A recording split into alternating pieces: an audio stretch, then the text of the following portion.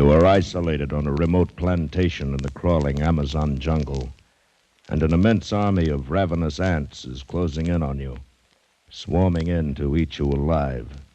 A deadly black army from which there is no escape.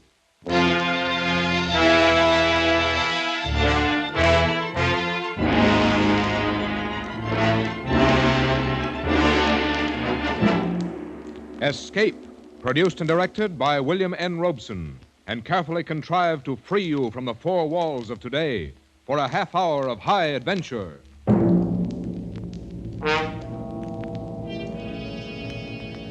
Tonight we escape to the Amazon jungle and to a creeping, crawling terror, as Carl Stevenson told it in his gripping story, Leinengen versus the Ants.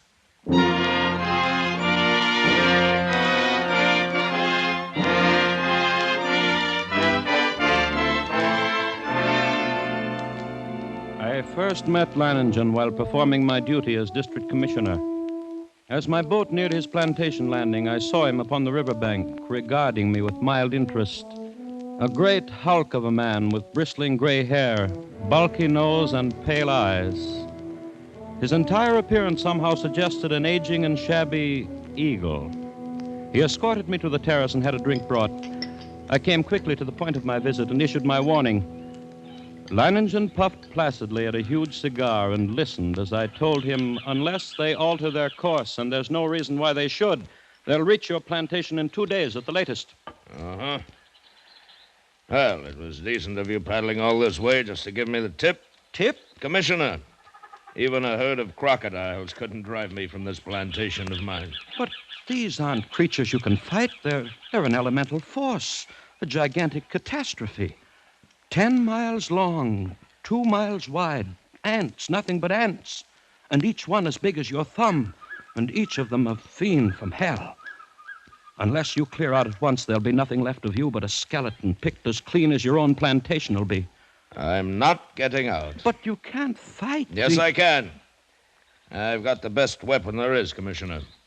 Intelligence. But can't I make you understand the hideous... I think it is you who do not understand. In the 3 years I've been here, I've met and defeated more than one catastrophe. Flood, drought, the plague. Events which caused many of my neighbors to flee for their lives. No, Commissioner, all my life I have lived with one creed. The human brain needs only to become fully aware of its powers to conquer even the elements. Leinengen, your obstinacy is endangering not only your own life, but the lives of your workers and their families. You don't know these ants. I tell you, you don't know these ants.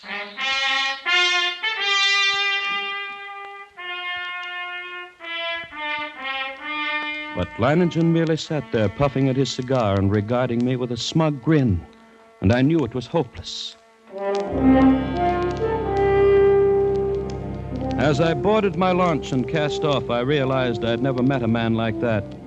And I could not help wondering about the strange look in the commissioner's eyes as he boarded his launch and cast off.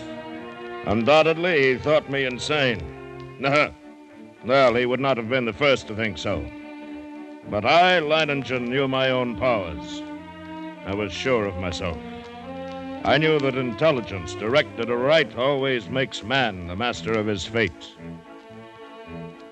That night, I called my Indian workers together in front of the plantation house. I saw their faces go ashen with terror as I told them that the ants were coming. Watched them as they milled around, muttering. I said nothing more to them. Finally, one of the men stepped forward. Blas, the foreman. Patron, we have worked hard here for these 3 years. All of us. We have built the finest plantation in this district. We all share in it. It has been a home for all of us and our families. Now the ants come. So? Those ditches we dug last year, the pipe we put in the ground, that was for the ants? Yes, that was for the ants. If we moved our families across the river, the ants could not reach them? Yes, that's right. And you? The ants are mighty. We know what they can do. All of us think that you are mighty. Patron, we will stay with you and fight against the ants. I knew that the men would give me that answer. I counted on it. I thought of the commissioner and wondered what he would say at such unquestioning confidence. Would he still think I was insane? All that night, Or had he I kept dismissed Leinengen me out of my from his mind. One man who calmly evaluated his chances against a deadly menace, coolly decided he could win and was willing to stake his life on it, to risk a horrible death for it. It was terrifying, and yet it was fascinating. The next morning, I sent for my assistant. Together, we went to the huge map of the district which hung from a wall of my office and checked the last reported position of the ants. Last night they had reached here, about 70 miles above this fork in the river. Traveling southeast. Yes. Directly toward Leinengen. Toward whom, sir? That plantation at the bend in the river belongs to a man named Leinengen. When would you say the ants will reach there? I don't know. I mentioned about tomorrow noon. Tomorrow noon. Still time. Still time? What do you mean, sir? Why, nothing.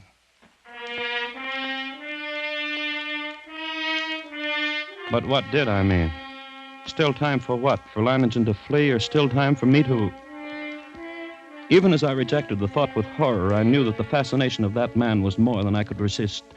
That Leinengen's fight was drawing me back toward that plantation and death.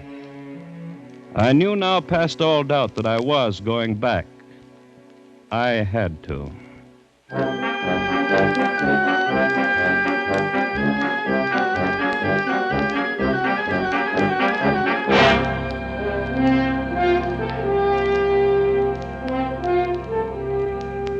It was 10 o'clock in the morning when I rounded the bend and saw Leinengen's plantation before me.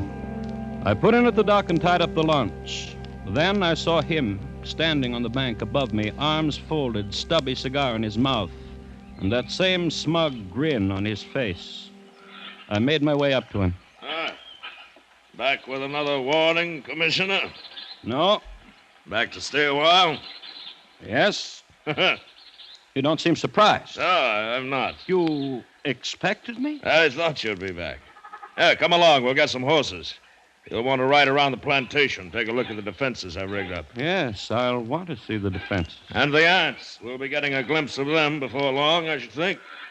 Yes, the ants.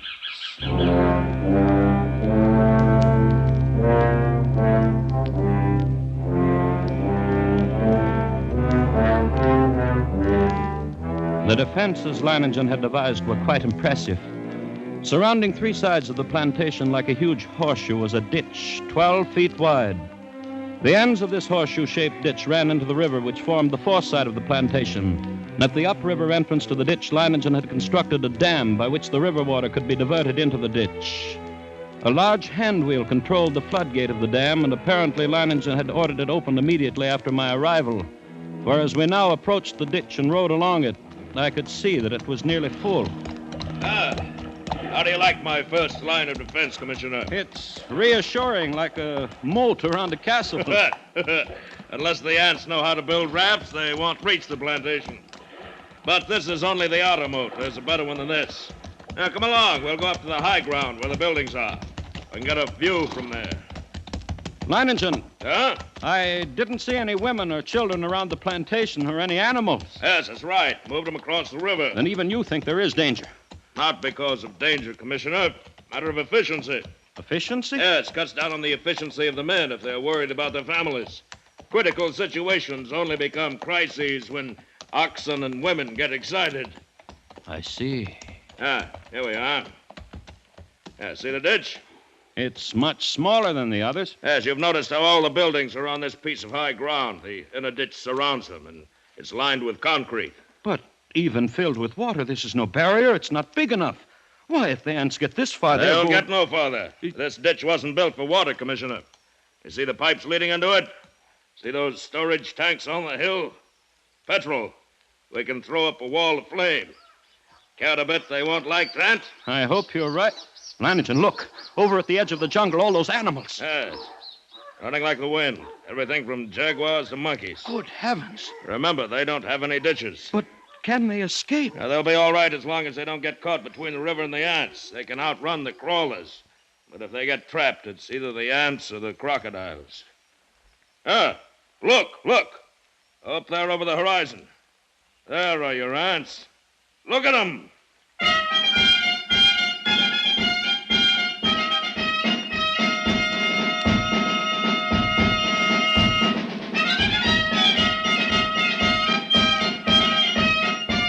It was a sight I will never forget.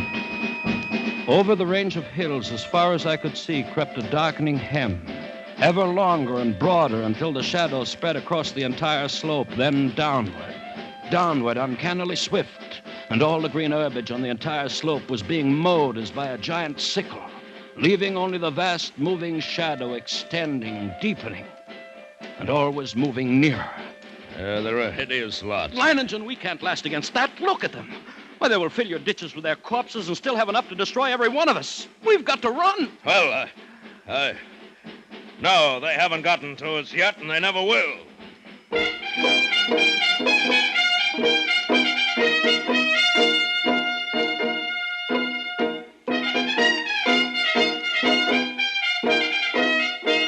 The hostile army was approaching in perfect formation. No human battalions, however well drilled, could ever hope to rival the precision of that advance. Along a front that moved forward as uniformly as a straight line, the ants drew nearer and nearer to the water ditch. As they approached, two outlying wings of the army detached themselves from the main body and started marching along the sides of the ditch, no doubt expecting at some point to find a crossing. And during this hour-long flanking movement, the main army remained still. Across the scant 12 feet of ditch, I stared at them, and they stared back at me. Solid mass, every one as big as my thumb, with reddish-black body and long legs. Suddenly, a sound so unearthly as to freeze our blood jerked our heads in the direction of the jungle on the far side of the ditch. Coming toward the ditch at a stumbling gallop was a singular being, a writhing, animal-like blackened statue with a shapeless head and 4 quivering feet. It was a stag covered over and over with ants. Leinengen threw up his rifle, and the stag fell lifeless to the ground, its agonies at an end. Horrified as I was, my curiosity impelled me to glance at my watch. I had to know how long the ants would take.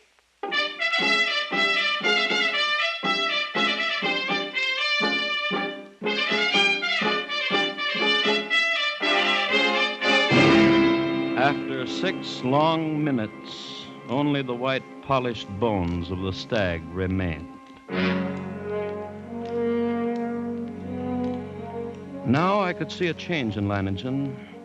Gone was the sporting zest of the novel contest. In its place was a cold, violent purpose. He had to beat the ants because he now knew how long it would take them once they got to us.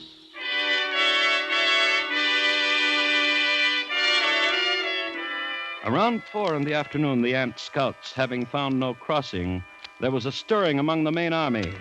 And then an immense flood of ants about 100 yards in width commenced pouring in a glimmering black cataract down the flower slope of the ditch. Thousands drowned instantly, but the rest began using the bodies as bridges. Leinengen immediately swung into action. Get to the dam, open the floodgate a little more. We've got to get the water in the ditch moving faster. Si, senor. Look at them drown by the thousands. But they keep coming. Even though the current carries many of them away, they're advancing. Well, we'll fix them. What? Yes, senor. How about those shovels and petrol sprinklers? You passed them out to the men? Yes, sir, it has been done. Then get all hands here in a hurry. This looks like the spot for action. Hey. Commissioner. Yes?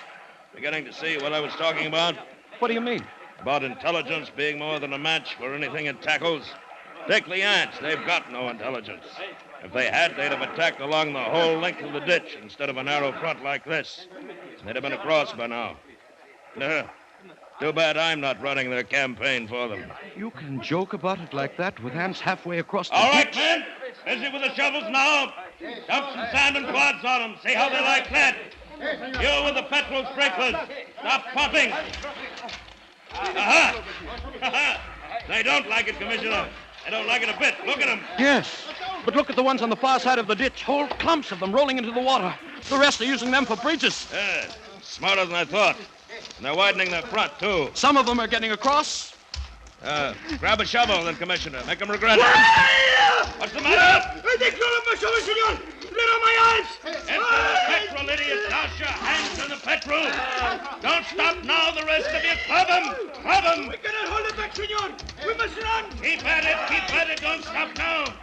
Aha! The water's moving faster. Senor, got the floodgates open. Yes, they can't hold their own against the current now. Look at him, Commissioner. The water's carrying him away. We've beat him. We've won out.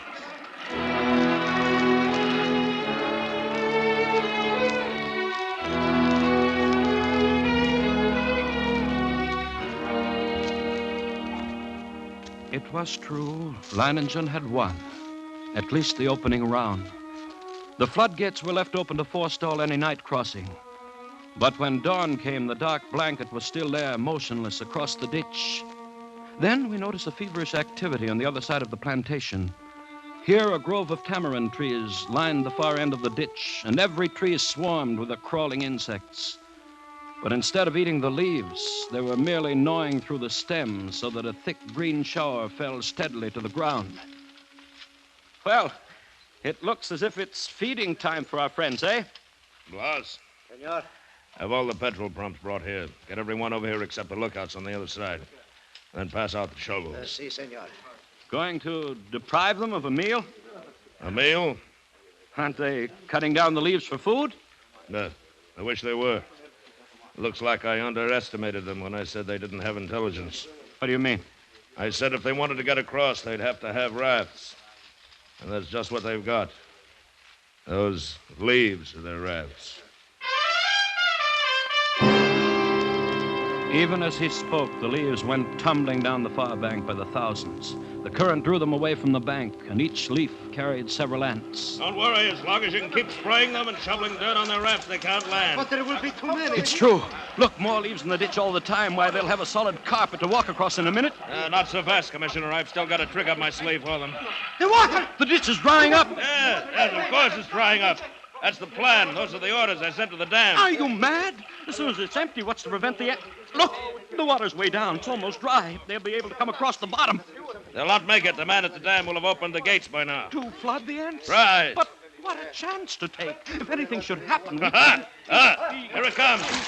Here comes the water. Yes, we'll give the crawlers a ditch to ride in. Right out to the river. There.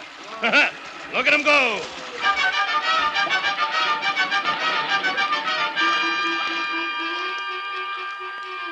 Leinengen's tactics were successful at first. The violent flow of water at the original depth raced through the ditch, overwhelming leaves and ants and sweeping them along. 3 times the ditch was emptied.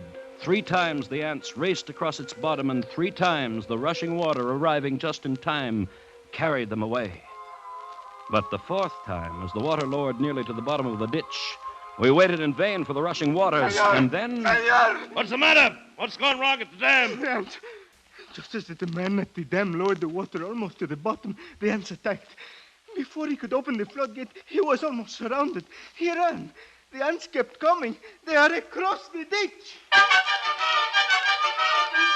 Leinengen stood motionless, absorbing the news of his defeat without a word. Then he raised his pistol and fired 3 shots into the air. The prearranged signal for all the men to retreat instantly to the second line of defense, the concrete ditches more than a mile from the point of the invasion. Soon after we arrived there, the natives commenced straggling in silently. Leinengen waited until all of them had gathered. Then he spoke to them. Well, lads, we won the first round and lost the second. But we'll smash the crawlers yet. Anyone who thinks otherwise can draw his pay and push off. There are rafts enough on the river and plenty of time still to reach them. No, we will stay. You stay, then. Good. Thank you, lads. And you, Commissioner? I can't persuade you to give up the fight? You cannot. Then I stay, too. Yeah, I knew you would. Senor, if you or the ants have reached the ditch.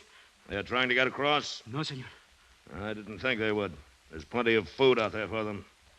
My fields and orchards, the work of 3 years. Ought to last them until morning, anyway.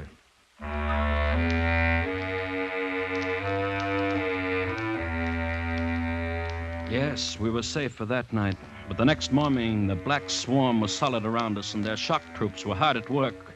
They were dropping shreds of bark and twigs and leaves into the petrol-filled ditches, forming a floating bridge across the surface of the liquid.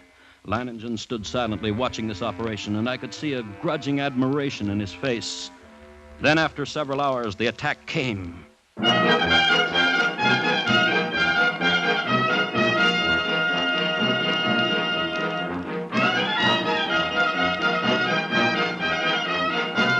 Down the ditch they poured, millions of them, and across the bridge of twigs, rapidly approaching the inner side.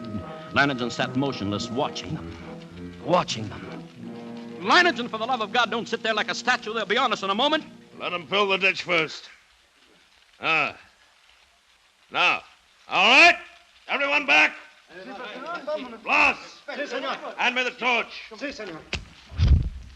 Now we'll see how our friends like a little heat. Flames from the ditch shot into the air, devouring ants by the millions. It was some time before the petrol burned down to the bed of the ditch, but when it did, the devils came back for more. Again, Leinengen fired the ditch to destroy them. And still again they came on, but at each successive firing, the task of the ants grew easier because of the film of ash which now covered the petrol. And as they returned to the assault time after time, a slow, sickening horror crept into my mind. I looked quickly at Leinengen, then at the petrol tanks. He read my gaze and nodded slowly. That's right, Commissioner. We could hold them off forever if our supply of petrol was unlimited. But it isn't. We've got enough to fill the ditch once more. Leinengen, isn't there any way at all? We've got to do something. I know. There must be a way. There must be. Yes. What is it? We'll flood the whole plantation. Flood? But how? The river's higher than any point except this high ground we're on now. If the river was dammed all the way, it'd overflow that stone breakwater and flood the whole plantation. We've got to close the floodgate at the dam. That'll do it. You're mad. The dam is more than a mile away, more than a mile away. Lads, listen to me. Listen, lads. I'm proud of you. Now, there's still a chance. By shutting the floodgates from the dam and flooding the whole plantation from the river. The moment I'm over the ditch, set fire to it. That'll allow time for the flood to wash away the ants. Then all you'll have to do is wait for me. It's impossible. You can't get to the dam, let alone back. That's why you're wrong, Commissioner. I'll get there, and I'll get back. Take care of things while I'm gone, huh?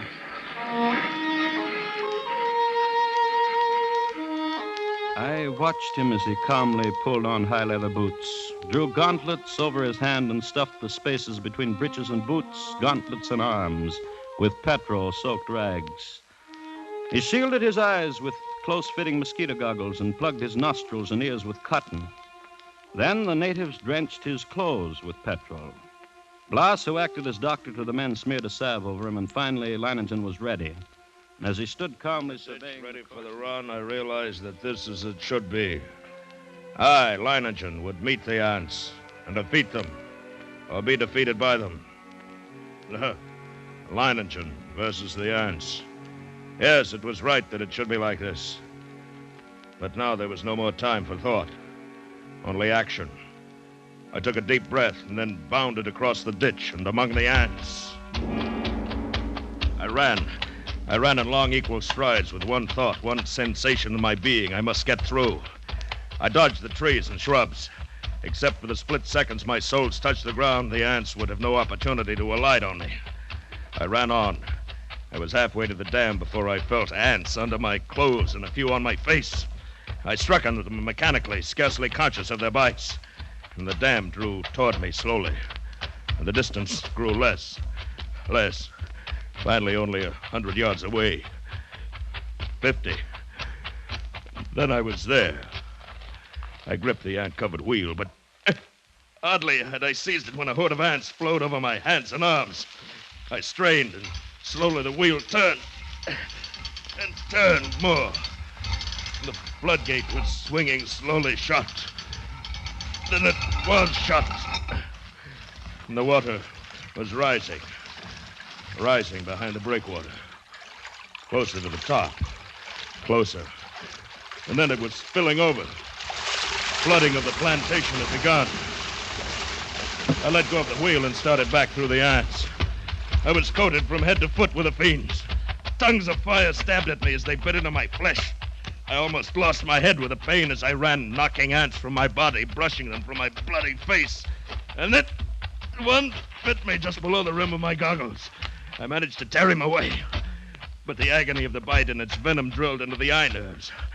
I saw now through circles of fire into a milky mist. I was almost blinded. But I knew that if I tripped and fell... I ran on, my heart pounding as if it would burst. Blood roaring in my ears, a giant's fist battering my lungs. And then I could see dimly that wall of flame at the ditch, but it was too far away. I could not last half that distance. I stumbled and fell. Felt myself being swarmed over, devoured. Tried to rise. A great weight. And then suddenly the vision of the half-devoured stag in my brain. 6 minutes, then nothing but bones. I couldn't let that happen to me. I couldn't die like that. To my feet. My feet. Dragged myself forward.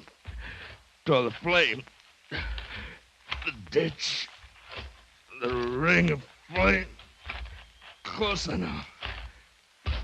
Only a little closer. It seemed we had waited for hours when all at once, through the blazing ring around us, an apparition hurtled and fell full length on the ground. It was Leinengen, alive with ants, unconscious, with glazing eyes and lacerated face.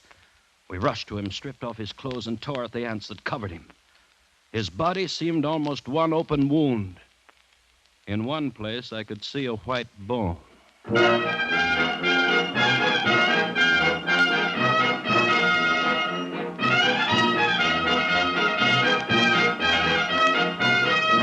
Later, as the curtain of flame lowered, I looked out where the blanket of ants had been and saw only a vast expanse of water, covering the entire plantation and working its way to within a few feet of the concrete ditch. The ants were gone, drowned, and Leinengen had won.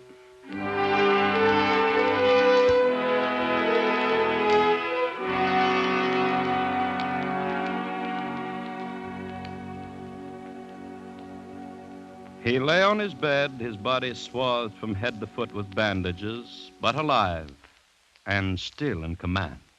Everything in order? Everything's in order. I told you I'd come back. Uh-huh. Even if I am a bit streamlined.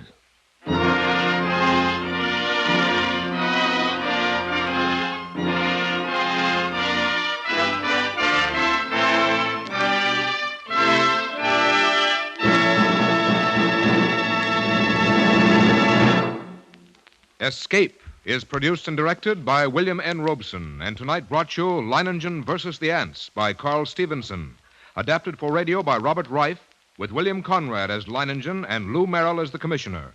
Music was conceived and conducted by Cy Feuer. Next week... You are groping through a dark alleyway in the French Quarter of New Orleans, with terror driving you on. And always before your eyes is the malevolent stare of a voodoo man, striking you with a deadly curse from which you must escape.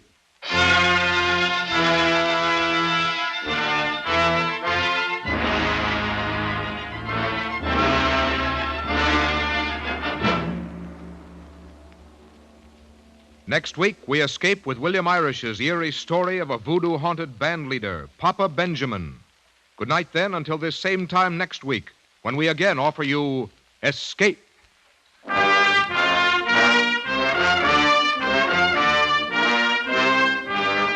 This is CBS, the Columbia Broadcasting System.